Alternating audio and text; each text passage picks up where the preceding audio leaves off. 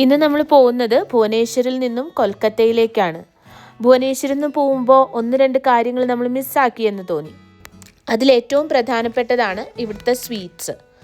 ഇവിടുത്തെ രസഗുളയും പോഡോ പീഡ എന്ന് പറഞ്ഞിട്ടുള്ള ഒരു സ്വീറ്റും, അതങ്ങനെ തന്നെയാണോ പറയാന്നുള്ളത് സംശയമുണ്ട് കേട്ടോ.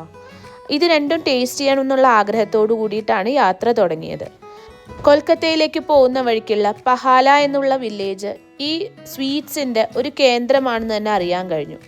അങ്ങനെ അതിനടുത്തെത്തിയപ്പോൾ മെല്ലെ ഒന്ന് സ്ലോ ചെയ്തു.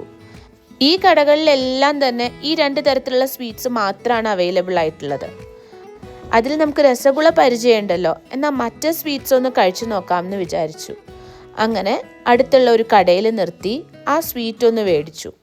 വളരെ കുറച്ച് ടേസ്റ്റ് നോക്കാൻ വേണ്ടി മാത്രമാണ് നമ്മൾ മേടിച്ചത്. ഒരു 30 രൂപയ്ക്ക്.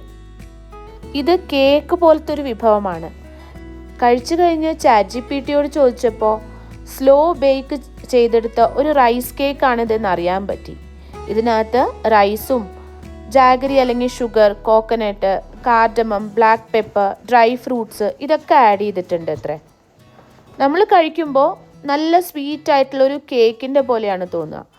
ഭയങ്കര സോഫ്റ്റ് ആയിട്ടുള്ളൊരു തരം കേക്ക്. പിന്നീട് അവിടെ പല ഷേപ്പിൽ പല തരത്തിൽ ഉണ്ടാക്കി വെച്ചിരിക്കുന്ന ഗുലാബ് ജാമുനും നമ്മൾ കണ്ടു. ധ്യാനിന് പൊതുവെ അധിക മധുരത്തിനോട് വലിയ താല്പര്യമില്ല, എന്നാലും കുറച്ച് ടേസ്റ്റ് ചെയ്ത് നോക്കി. നിരഞ്ജൻ കഴിച്ചു, അവനും നല്ല ഇഷ്ടമായി എന്ന് പറഞ്ഞു.